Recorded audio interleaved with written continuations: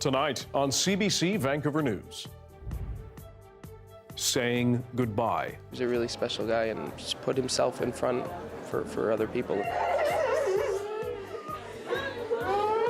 Loved ones bury a Vancouver man killed in the Hamas attacks in Israel as the death toll keeps rising. Plus, concerns about evictions and the rules around them. They said that they wanted to move in a caregiver into either our unit or neighbor's unit. How BC renters can be moved out under the caretaker provision. And looking to Burnaby. They've been able to successfully marry densification and homes around their SkyTrain stations. How Vancouver may model its push for more housing. This is CBC Vancouver News.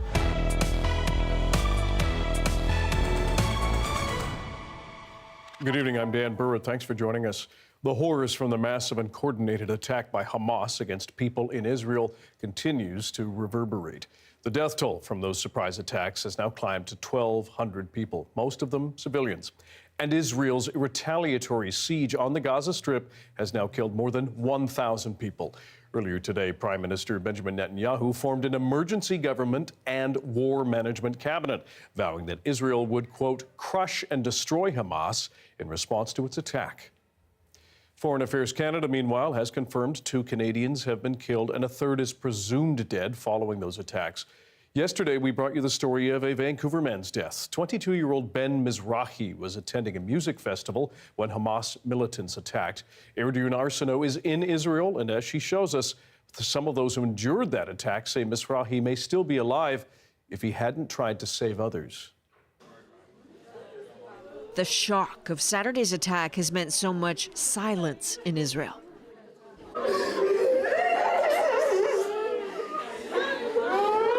But with funerals starting here, grief wails. This is the goodbye for Canadian Ben Mizrahi, who grew up in Vancouver. A 22-year-old with a big laugh and a big smile. He'd lived on this kibbutz in the south since coming to Israel as a soldier by himself, a lone soldier, as Israelis say. But those who loved him insist he was never really alone. And the faces here tell you that's true. Ben. That's Ben's sister. You were here for such a short time, and now you won't be my older brother, my savior. And this is his mom. Ben, our oldest, where are you? This is the fate, because if you were not at the party, you would have been drafted to the army the next day, and the results would have been the same. The party she mentioned was that concert in the desert. Ben heard the rockets and started running. Then, trained as a combat medic, Ben went back to help. He was a really special guy and just put himself in front for other people. And knowing Ben, known him for 5 years, I mean, he lived that. He lived that, and it's not surprising to me that's what he did with his last breath. The danger that took their Ben lurks still. The procession to the cemetery smaller, the distances shorter, because the rockets still streak in the skies above. This life-changing, life-stealing week has exhausted. Israelis and Palestinians may end up burying thousands more. Hearts can only take so much.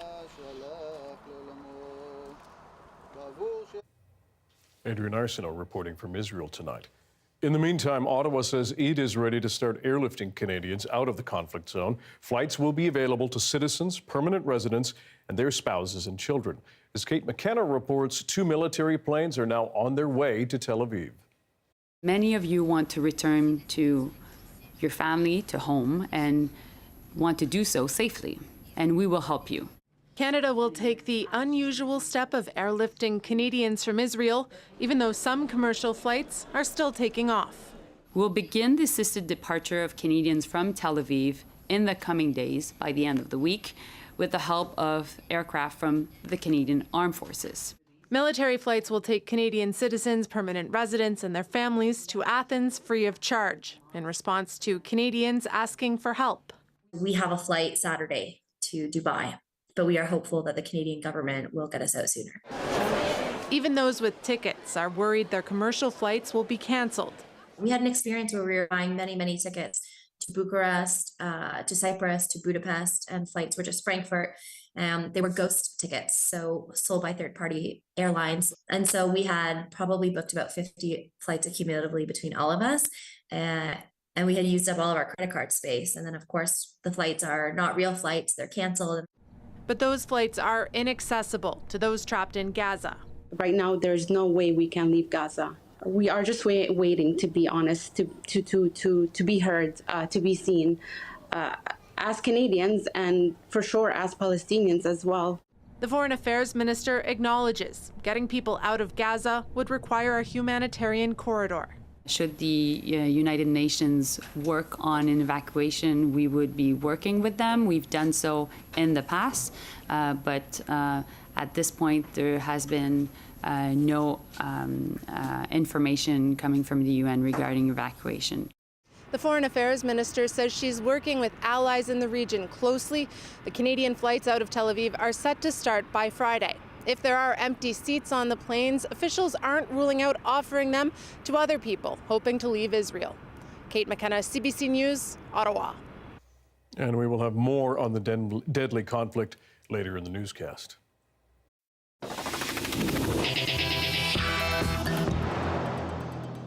Renters of BC, learn your rights.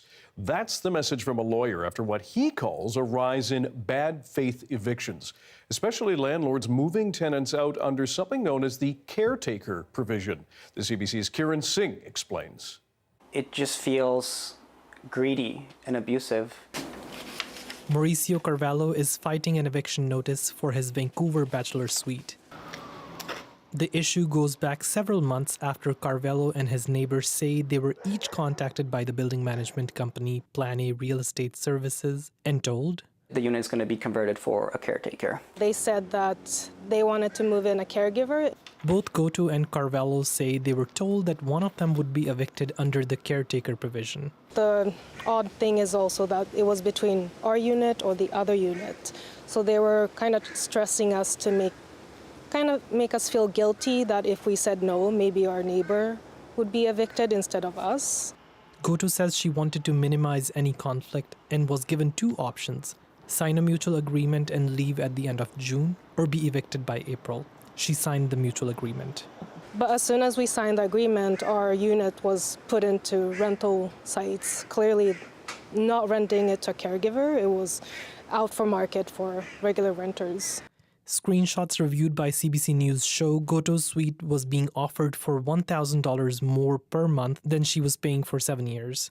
She went to BC's residential tenancy branch for help, but I called RTB and they just told me that because I had signed a mutual agreement to end the tenancy, there's nothing I could dispute legally. And the property manager argues he's done nothing wrong. I did tell her we were considering moving in a caretaker, and there was a possibility that she could be given a notice.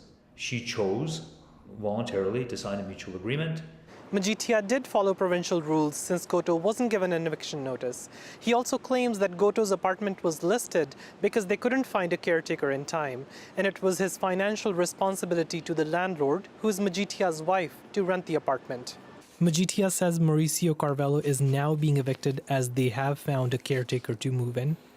This tenants' right lawyer isn't involved in either disputes, but says in general he's seeing more cases of multiple tenants in the same building being warned a caretaker may move in. There likely needs to be more certainty and more rules around it because it is a trend I've actually started to see very recently.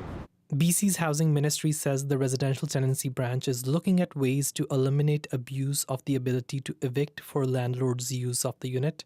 It says changes will be announced in the coming months. Carvalho, meanwhile, has a hearing with the branch scheduled for November.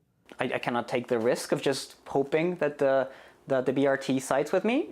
And so if I have to look for somewhere else, it just feels that whatever happens, the company wins. If the RTB upholds the eviction notice, Carvalho can be asked to leave his home within 48 hours. Kiran Singh, CBC News, Vancouver.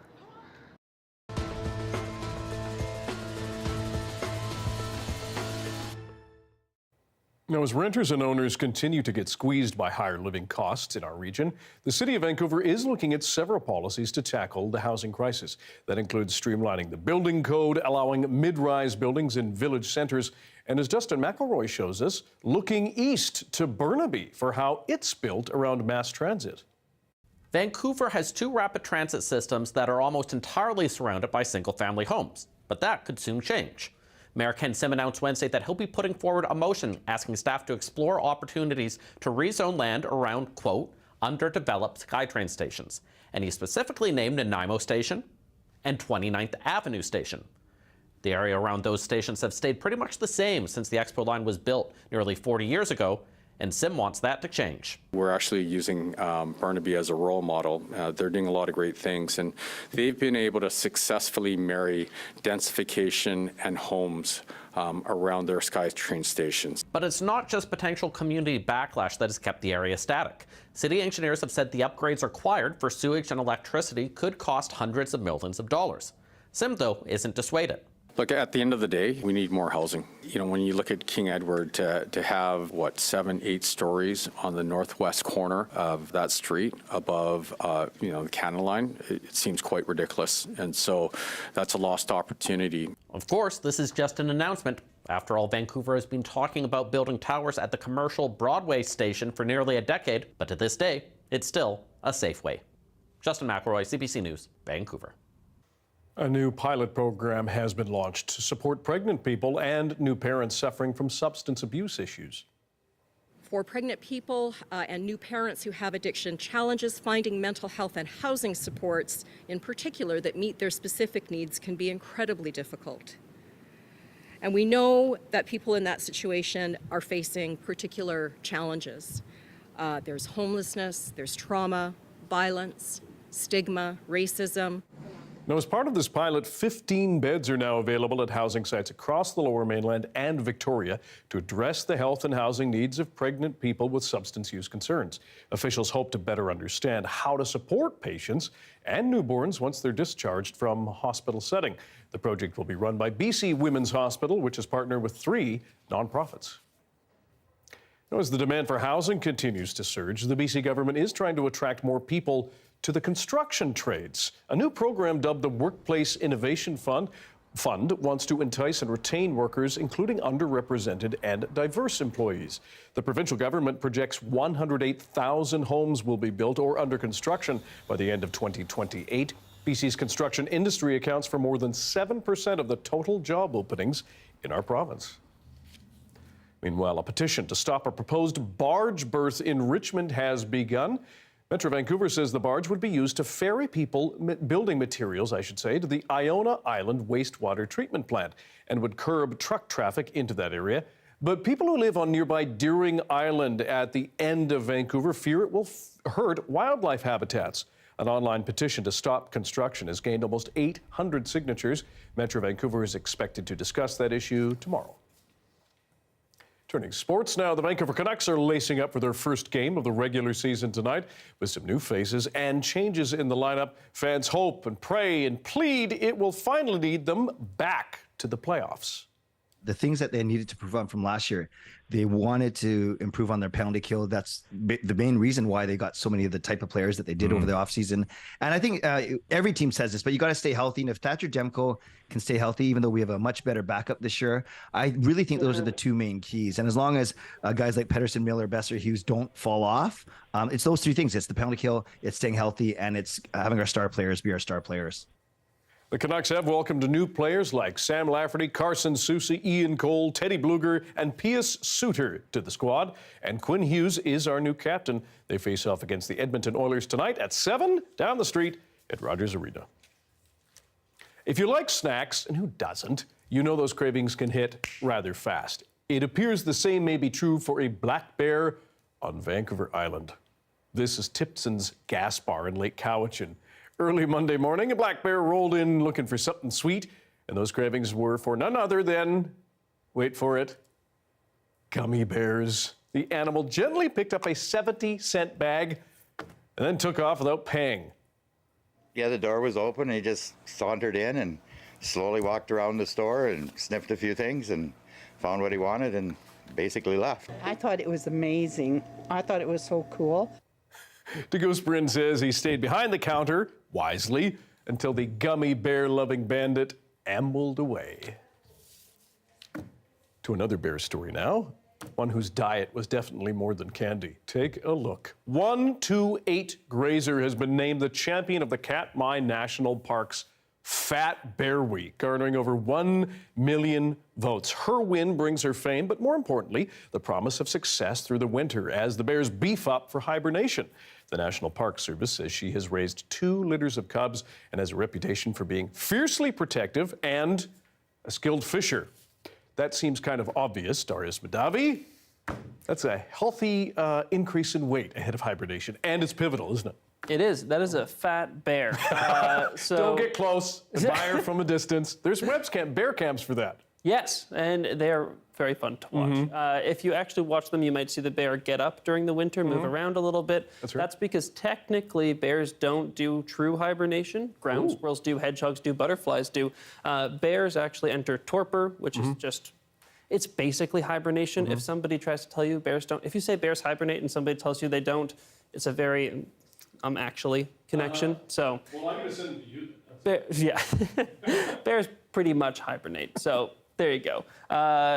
Not really need much hibernation right now because the weather is very nice. We're not cold yet. No need for all that bulk just yet. Temperatures right now staying relatively high. We've got some rain moving through, but really just in a couple places in the province. Over the next couple days, we're going to be dry as temperatures start to come up once again. So if you were to put on all that bulk now, the bear might be regretting it a little bit because it is still quite warm across the province. So again, just a little bit of rain over the next 24 hours. 24 hours after that, we start to see the first hint of something coming to Vancouver Island. And then if we look just 12 hours after that, we see that start to really spread across the south coast. So a bit of rain still coming, but for tonight, nothing but a little bit of cloud and then sunshine as we head into tomorrow. That little bit of cloud still around tomorrow morning. Should clear up by the afternoon for a very sunny day and a warm one, too. Okay. We'll look forward to it, and we'll talk to you later. Sounds good, Dan. Thanks.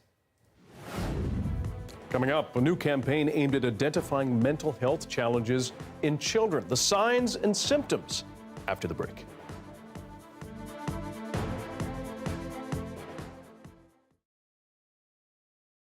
And thank you for watching our commercial-free live stream tonight. A BC filmmaker is setting out on a huge personal project to document the journey and challenges of thousands of healthcare workers during the pandemic. Our Saurabh Sandhu caught up with the young filmmaker. Virus they'd hoped to contain, but one we now know can jump from human to human. Amir Bautista has been working in healthcare for last 3 years. He says the first-hand experience has been an eye-opener. It is really hard. It is really daunting. An established filmmaker himself, Bautista is now documenting the challenge his fellow workers have been facing in the industry. This documentary hopefully will make people understand that the healthcare system is not the one taking care of us, but today is the right time that we should take care of the healthcare system. Titled Bayani, a Filipino word for heroic, he says the documentary sheds light specifically on the plight of Filipino healthcare workers who often work in dangerous conditions. People call them heroes.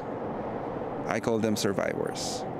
The documentary is being produced in partnership with Filipino BC as a part of series gathering stories of and by Filipinos. We wanted to highlight the stories that our community has known about, and these are stories that we know because our friends, our family have been working in the healthcare sector and have been affected directly by the pandemic. Having finished his initial set of interviews with healthcare workers, Bautista is now looking to expand the scope of documentary. So we will be heading with more important pieces of the research, key people, like the leaders, and of course our frontline workers, even the community.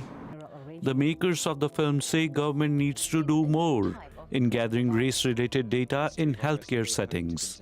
to understand the disproportionate impact of the pandemic on Filipino and other racialized communities. Sohrab Sandhu, CBC News, Vancouver.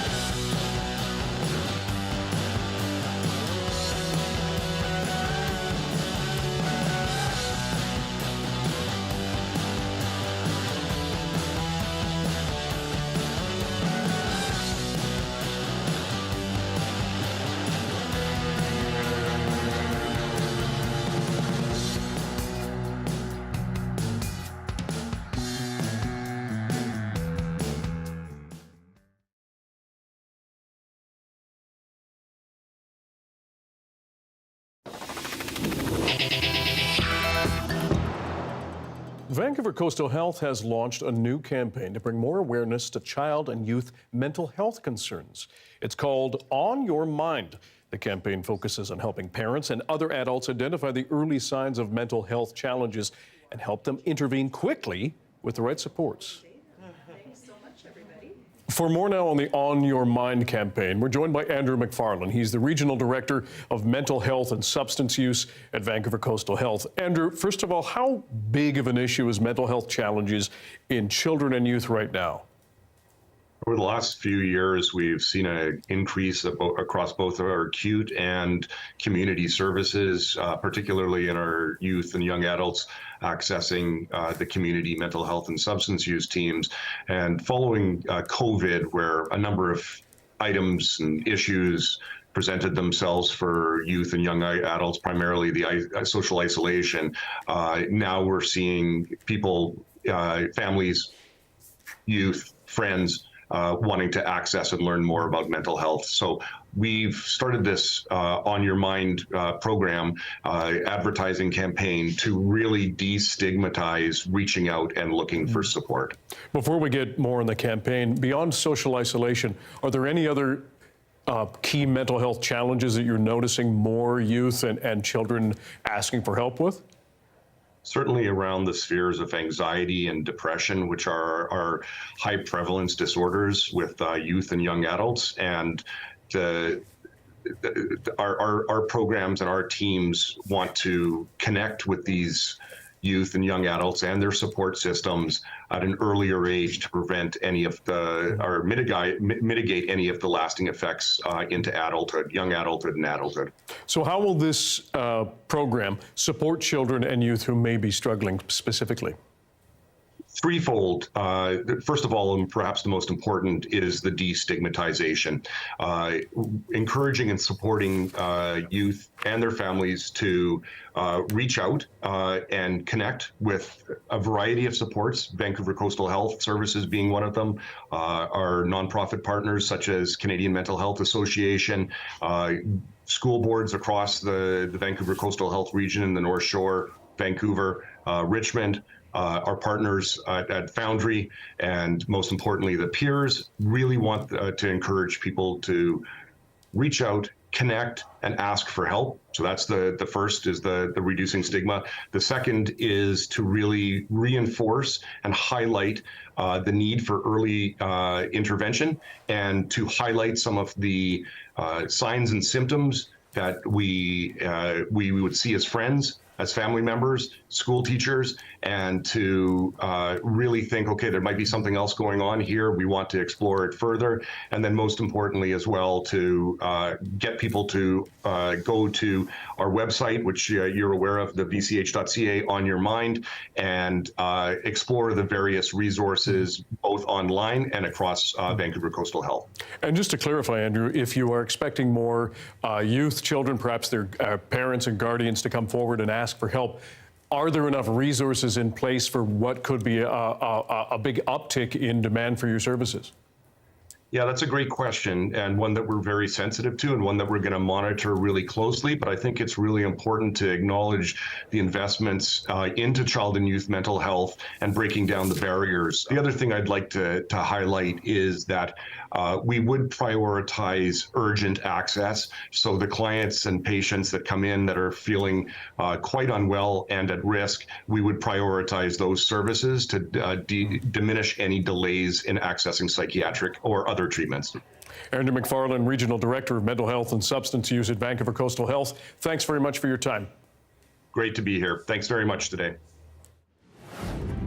Almost 5 years after cannabis was legalized across this country, we're going to take a look back at how far we've come and why health officials are worried. Stick around.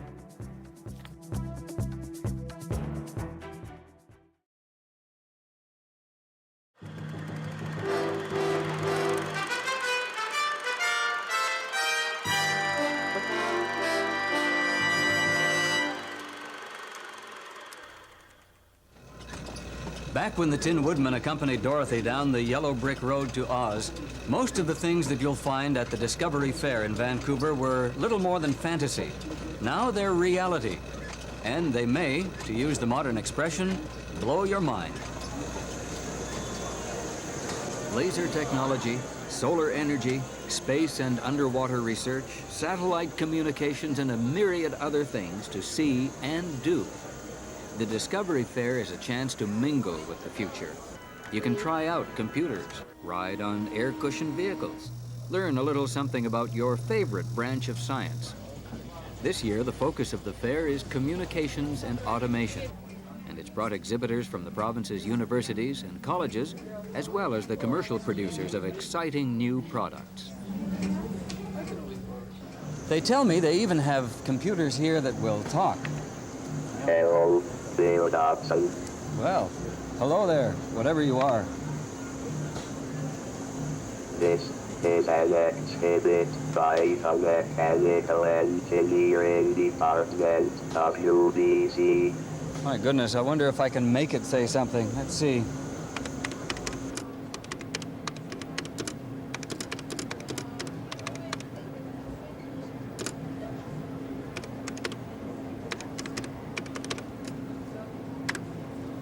Build up some CBC News Vancouver. Dozens of volunteers worked through the long, wet night to find bodies and survivors, but it took the harsh reality of daylight to drive home the horror on M Creek Bridge. The huge wooden bridge looked like a child's toy that fell down. The massive foot-square beams of the span were either smashed into kindling or swept a mile out into Howe Sound. Rescuers worked through deep mud, probing with metal shafts to find human remains or more missing cars. The house, which had been swept out to sea, was towed to the shore by a Coast Guard hovercraft. The man who lived there is missing and presumed dead, but his small dog somehow survived. The drivers who plunged off M Creek Bridge had no warning. The Department of Highways patrols the road during the winter looking for snowslides and ice, but those patrols haven't begun yet. But M Creek Bridge vanished so quickly that it's doubtful even a patrol would have prevented the disaster. Highways engineers say it appears the heavy rains earlier in the evening caused heavy runoff through a recently logged-off area upstream of the bridge. Many large logs slid into the stream and washed towards the trestle. The logs and huge boulders piled against the bridge until the pressure of the onrushing creek simply ripped the span from its footings. It's known that at least 3 cars drove off the bridge. In this van alone, there was a family of 5. Only one survived, 16-year-old Paula Ross. Her mother and father, Molly and Ross George of Squamish, sister Charlene, and 4-year-old Ross Perry all died in the mangled, mud-filled wreckage.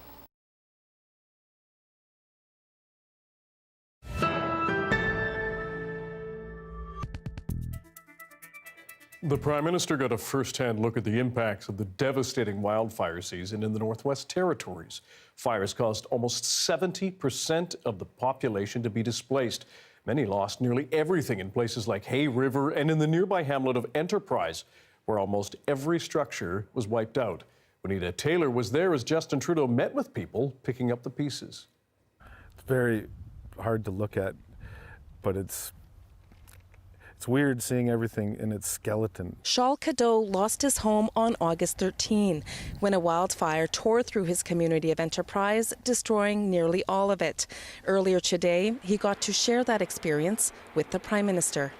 I just told him that it's the same thing. It's surreal. This is a big deal. We've gone through the flood, we've gone through a fire in the spring, and then now this fire.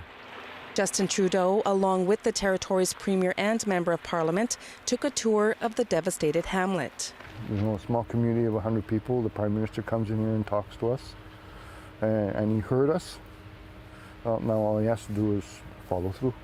St. Amour says Trudeau promised him that he would help them rebuild and thanked him for his resiliency.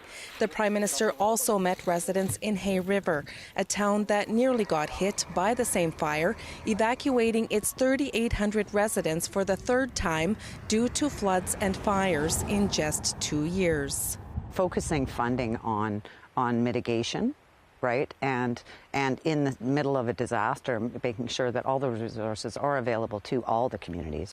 The fire chief showed him just how fast the fire swept across the South Slave, destroying everything in its path. An opportunity to see firsthand the extraordinary challenges this community has faced and overcome and is continuing to work hard to overcome. Trudeau finished up his visit, meeting with the chief and council of the Cutlo-Deche First Nation, where 18 homes burned to the ground this year. Winnie Taylor reporting tonight. Online retail giant Amazon is taking shoppers another step closer to the cashless society. New technology is letting customers skip the checkout. But as Nisha Patel explains, what you save in convenience, you may pay in privacy. At this market, there are no checkouts, no cashiers, no lineups. Shoppers tap a credit or debit card at the gate, grab products, and go, with their card charged instantly. It's being rolled out at arenas in Calgary and Toronto. They can get back to their seat really, really quickly and not miss out on anything. Let's test it out. I scan. Win. I want some M&Ms. And that was 10 seconds. It's all using technology from Amazon. Cameras and sensors are everywhere. The system uses computers and artificial intelligence to process the data and track what customers buy. So there's no facial recognition. Definitely no facial recognition in a Just Walk Out store. We don't use any sort of biometrics. Amazon says the system does collect information about purchases, then passes it off to the retailer. We say, hey, store owner, here's a cart and a credit card that just got processed at your store. And then they own that information. Other people are looking at what you're doing. But this privacy expert says the convenience could come at a cost. Ask for the details of what they're going to collect, how long they're going to retain it, things of that nature. And will they be sharing it with any other unauthorized third parties without your consent? Make them say no. I checked out the store and realized I was the only one inside. There are other stores going cashierless, like Aisle 24, which has locations across the country. It's really going very fast, and we see a huge amount of invested money in that sector. Consumers seem to be catching on. I would love to use it. If it saves me time, I can get back to the game. It sounds really convenient and effective. And it seems to be the way we're going, yeah? We are tracked by using Google, by using Instagram and other social networks, so we already lost our privacy. So grab and go could grow in the months ahead. Nisha Patel, CBC News, Calgary. The Saskatchewan government is not backing down on its controversial pronoun policy. The province is charging ahead with its plan to invoke the notwithstanding clause, which would override a court injunction which has put the policy on pause. More now from Sam Sampson. Make school safe! Everyone here says they want to protect children. But they disagree about whether Saskatchewan's school pronoun policy meets that goal. Most here oppose the requirement that teachers inform parents if their child under 16 wants to use a different name or pronoun.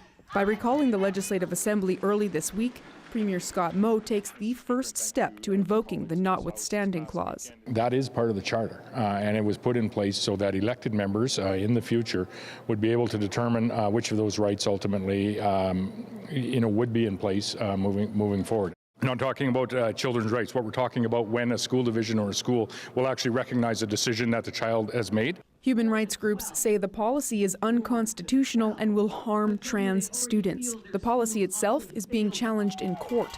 If the notwithstanding clause is used, it will make any court decision moot, keeping the policy in classrooms. If he's willing to trample on the rights, the Charter of Rights of 16-year-olds who can't vote, what's coming next? But the government has supporters as well. We're parents.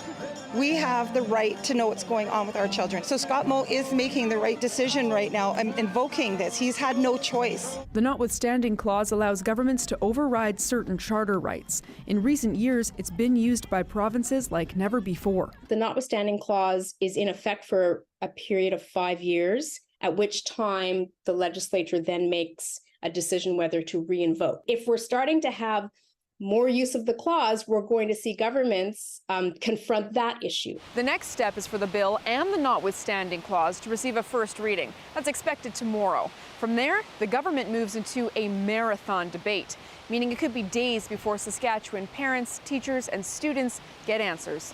Sam Sampson, CBC News, Regina. Just days before the 5-year anniversary of cannabis legalization in Canada, the results of that decision so far are mixed. Christine Burek breaks down what's been the upside and what has health officials concerned. 5 years post-legalization, public health experts say more Canadians are using cannabis. Hospitalizations are up, and the drug is linked to some serious health concerns. So this is one of the things we need to take seriously and try to change. A commentary published in the Canadian Medical Association journal outlines cannabis use has increased to more than a quarter of Canadians. The number of pot-related pregnancy care cases has doubled, harming newborns. And while still rare, 3 times as many children were poisoned by edible cannabis products. This is disconcerting. This is not what was ideally expected from legalization. Studies show Alberta and Ontario have seen a 20% increase in cannabis-related ER visits, including more cases of cannabis-induced psychosis. Doctors say that's troubling. If you have an emerge visit for cannabis-induced psychosis, in absolute terms, you have a 26% chance of developing schizophrenia within 3 years. We still need to understand what are the biological mechanisms of why some people are more vulnerable than others. She adds pot users under 16 are at higher risk of mental health problems. While legalization was supposed to cut youth usage, surveys show 30 to 50% are still using cannabis, one of the highest rates in the world. The first time I smoked cannabis to deal with my stress, I failed 2 courses in a year. And then was homeless at the end of that semester. Lucas Wade became addicted and tried to take his own life. He says governments need better pot policies. You have an ethical responsibility to make treatment for that substance just as accessible as it is getting the substance itself. While the health impacts of legal pot have largely been negative, experts say fewer arrests and criminal charges related to cannabis use can be seen as social justice wins that may indirectly improve public health. But doctors insist, going forward, governments need to refine the rules, start treating cannabis more like tobacco. Christine Burek, CBC News, Toronto. Back to our top story now, the deadly conflict between Hamas and Israel. When missiles are launched from Gaza to hit Israeli targets, Israelis depend on a system called the Iron Dome to intercept those rockets. David Common breaks down how this sophisticated protection system actually works. Hamas's surprise assault began with the firing of thousands of rockets from Gaza deep into Israel. Many landed, causing damage and death. But the majority were stopped by this, Israel's Iron Dome interceptor system, operational since 2011. Developed with the United States, but only used operationally in Israel, the system is mounted on trucks to be moved where needed, but also to avoid being targeted itself. It's composed of 3 subsystems: a radar to find inbound rockets and determine where they're headed, a battle management computer, and a launcher with 20 missiles used to intercept threats up to 70 kilometers away, then explode next to them and kill that threat. The system can and does track hundreds of rockets or missiles at once, considered perhaps the best ever system at doing so. But it isn't infallible. Swarms of rockets can overwhelm it, likely why Hamas fired 4,500 rockets in just 3 days. Some did get through. One significant factor is cost. Hamas rockets can be just a few $1,000s, while each interception can run between $40,000 and $100,000. But Israel's not going to run out of interceptors. The Americans make the Tamar missile and have vowed to now resupply Israel's already sizable stocks. To conserve missiles, the Iron Dome will only intercept if it determines the threat will hit a populated center. Otherwise, the sophisticated system ignores it. For more than a decade, the Iron Dome has provided security and solace to many Israelis. That's now been shattered, not solely by Hamas's rockets, but the murderous ground assault which followed. A lunch program supported by teachers and loved by students. What Vancouver School is doing to provide food and teach kids about how to grow it. Stick around.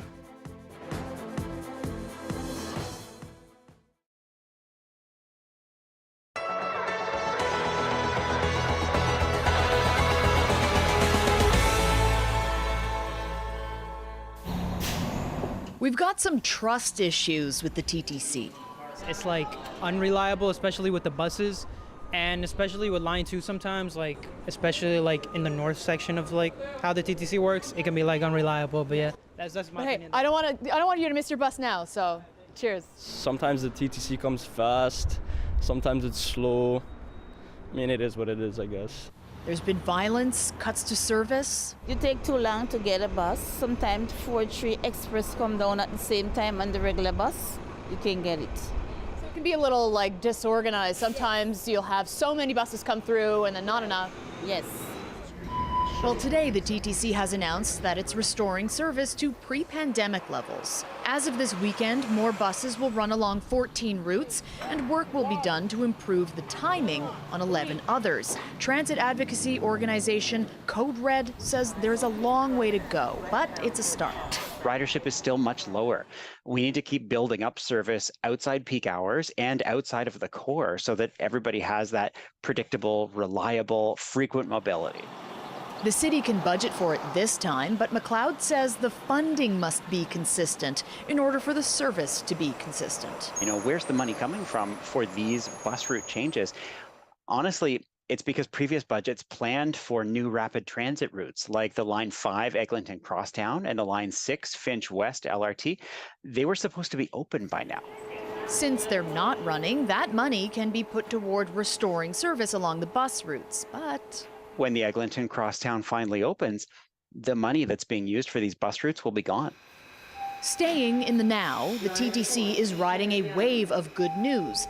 Fares are easier to pay with just a tap of a debit or a credit card. Wi-Fi and cell service is starting to roll out in subway tunnels and on platforms. McLeod says today's news has to be more than just more good PR. Really, it comes down to transit service that is reliable and frequent, and it goes where you need to go. And right now we have transit service that is sometimes frequent and sometimes reliable and sometimes goes where you need to go. And we need to make some repairs around that. Funding needs to be something that the TTC can plan on based on a multi-year plan to build up that reliability and build up that service. To build up transit trust as well. So I don't know what that looks like. Yeah. You don't know what that looks like as far as like a reliable, consistent service. Basically, yeah. Ali Chiasson, CBC News, Toronto.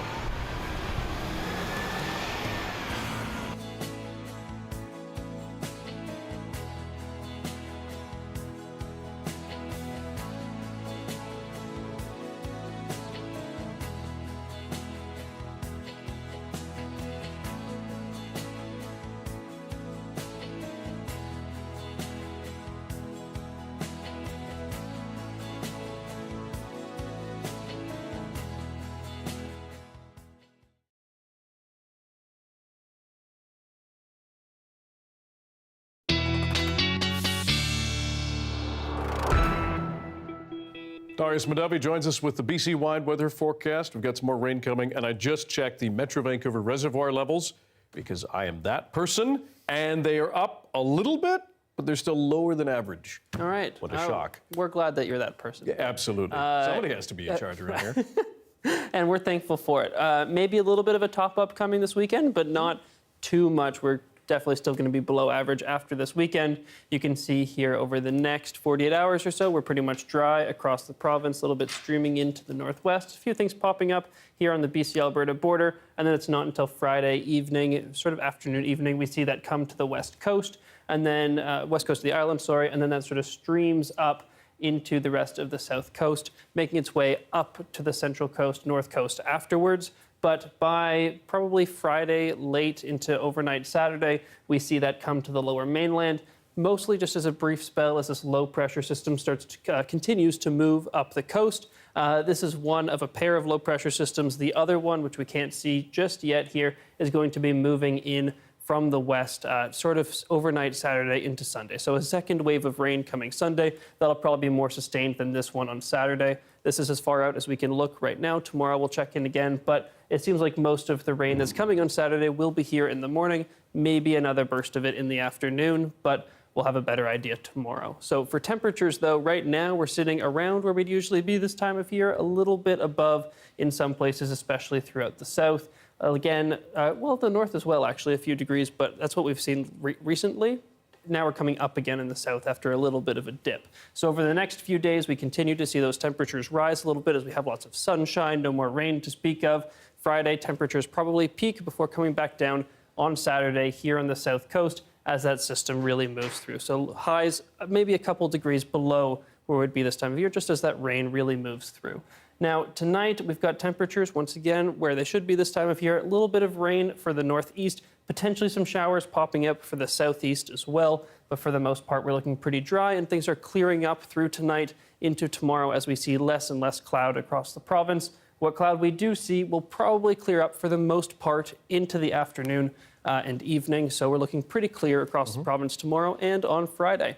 And then that's what we see here. And then that rain starts to come and probably not clearing up for a while. Looks like into the beginning of next week, we continue to see that rainfall. So maybe a bit of a top up for the reservoir after all. That's a good thing.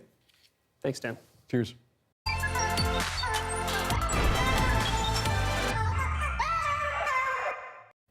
Canada is the only G7 country without a national school food program, something that individual schools and organizers are trying to address. One Vancouver elementary school is taking things a step further by teaching their students how to grow their own food. Take a look. So it's almost time for the kids to come in for lunch. Can you hear that?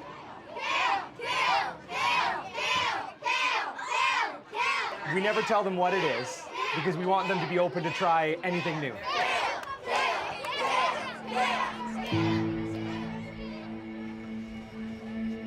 The way that schools are structured really encourage students to see food as kind of a byproduct in the school day. Canada is one of the only developed countries that does not have a federal nutrition program in schools of any variety. So there's communities where there's amazing things happening, but mostly that's not the case. And I think that's the urgency. The opportunity we have here at school is to develop those healthy eating habits, not just about what they eat, but how they eat, and feel confident in preparing food and eating food and in trying new things. All this plant in the garden with purple flowers. See if you can find them. You see it? We got a ladybug. Ladybugs often distract us. Okay. I am in a unique position. I teach edible education as a prep. So I have the opportunity to teach every single student in the school once a week. Okay. We need to pull up the plant, and then where are the actual potatoes going to be? What are these? They're a type of potato called warba potatoes. We're seeing this trend exist in society where children are more and more disconnected from where their food comes from. You get them in the garden, and they'll munch on kale, they'll eat lettuce, they'll pick peas, they'll harvest potatoes, and it just becomes natural. And Lunch Lab really builds off of that.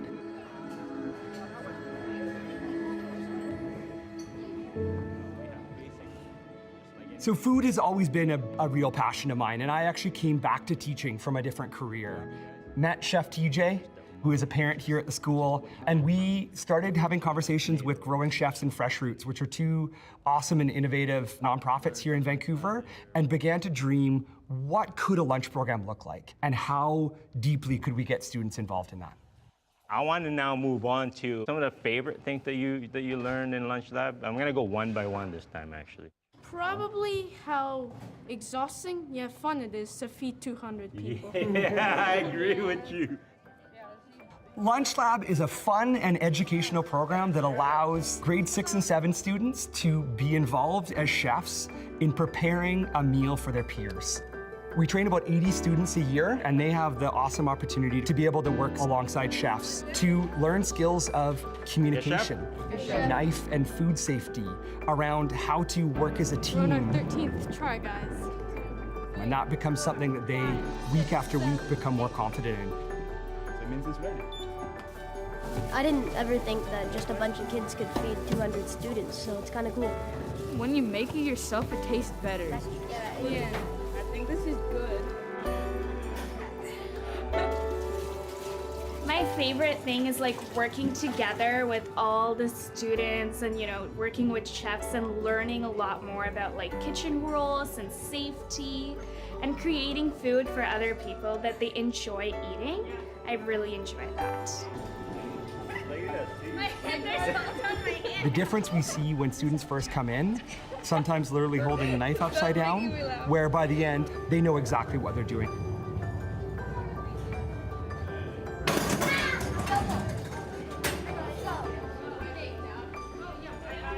It's all about getting it to be fun, communal. We all eat together. Students have choice. They can take the time they need. We deliberately give them more time. Lunch should be the most exciting part of a school day. And having that ability to just enjoy a meal together, I think, is so much of what it is to be human. Chicken adobo.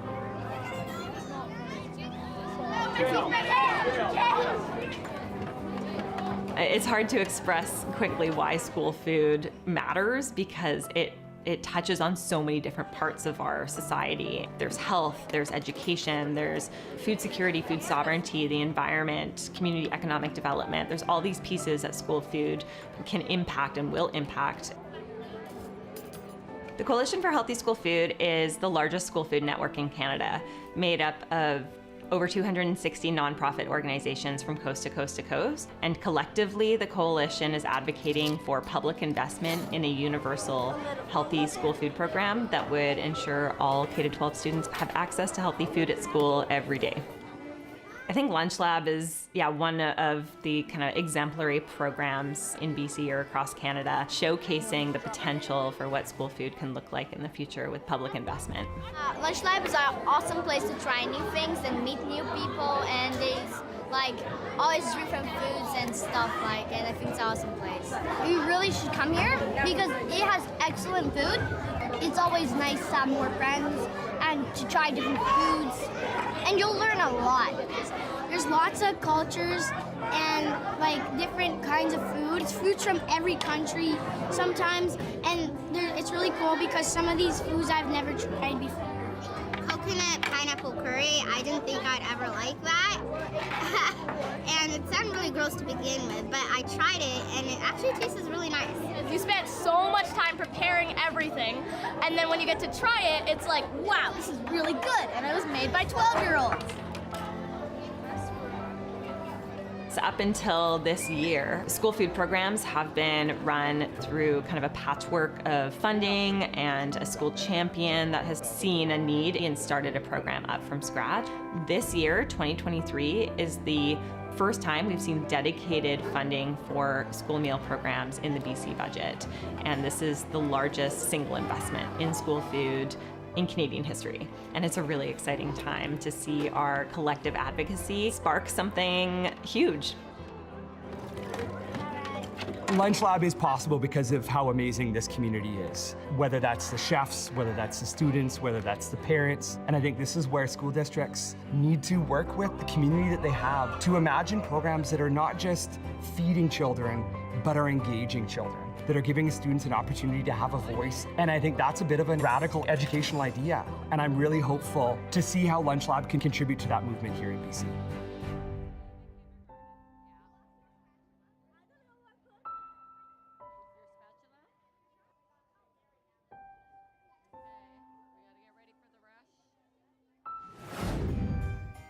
It is spooky season and time to pull out the decorative skeletons from the closet. One man is preparing for Halloween in a big way right after this.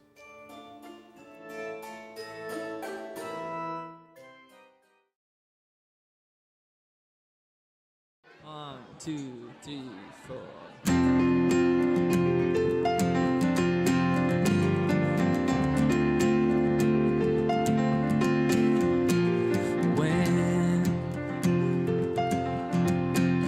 Set in,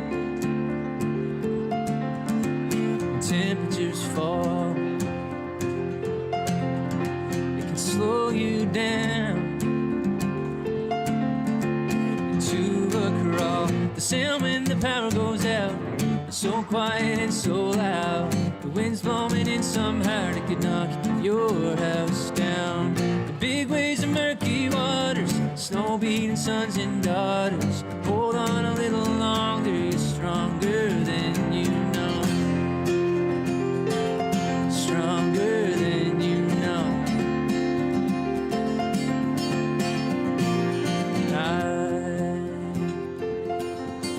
I know that feeling of fear and doubt. You're stuck inside. Sound when the power goes out, it's so quiet and so loud. The wind's blowing in somehow it could knock your house down. The big waves of murky waters, snow beating sons and daughters. Hold on a little longer, you're stronger than you know. The sound when the power goes out, it's so quiet and so loud. The wind's blowing in somehow it could knock your house down. The big waves of murky waters, snow beating sons and daughters. Hold on a little longer, you're stronger than you know.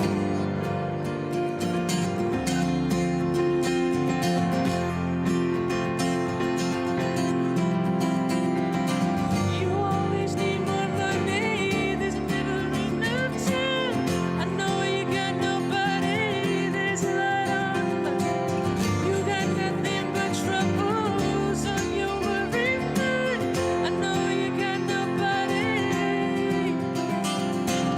The sound when the power goes out, it's so quiet and so loud. The wind's blowing in somehow it could knock your house down. The big waves of murky waters, snow beating sons and daughters. Hold on a little longer, you're stronger than you know. The sound when the power goes out, so quiet and so loud. The wind's blowing in somehow it could knock your house down. And big waves of murky waters, snow beating sons and daughters. Hold on a little longer, you're stronger than you know. You're stronger than you know. Hold on a little longer, you're stronger than you know. You're stronger than you know. Hold on a little longer, you're stronger than you know.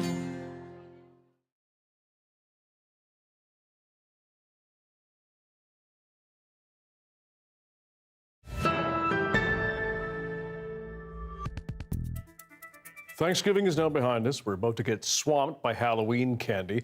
And then the holiday season kicks off. It can be easy to fall into unhealthy eating habits or to feel guilty about what you're consuming. This nutritionist says it's all about, balance. There are very few absolutes in nutrition. You know, one of them is eat more whole plant foods. That is conserved across every type of dietary pattern you could ever imagine and really, really backed by the research. But beyond that, you know, yes, we need to drink water. We need to eat our fruits and vegetables. Some people may feel better eating more fat than others. Okay. Some people may feel better eating more starchy carbohydrates than others. So like they thrive on bread and pasta, whereas others, they might not be able to control their blood sugar. Okay. She notes diet and dieting is not one size fits all. And there are a lot of people who do like to decorate for Halloween. Then there's Tim Perry. When it comes to marking the haunted holiday, he's just rocking it in Rhode Island. It's what I live for, Halloween. It's the best. Inspired by his favorite horror movie, House of a Thousand Corpses, Perry has spent 15 years creating the House of a Thousand Pumpkins. He hand carves the plastic gourds. Each one has a rock and roll theme to match his favorite music. He takes about a week to set it up and then wire the display. And by the time he's done this year, he expects to have nearly 1,400 pumpkins arranged on his front lawn. Look like a Jerry Garcia. Thanks for being with us tonight on CBC Vancouver News at 6. You can watch this newscast on CBC Gem, our free app, as well as on YouTube and our website, cbc.ca/BC. Tanya Fletcher will have your next local news right here at 11 o'clock after the National. We'll leave you now with more from Katmai National Park in Alaska as they crown another Fat Bear champion. Congratulations, 128 Grazer. Good night.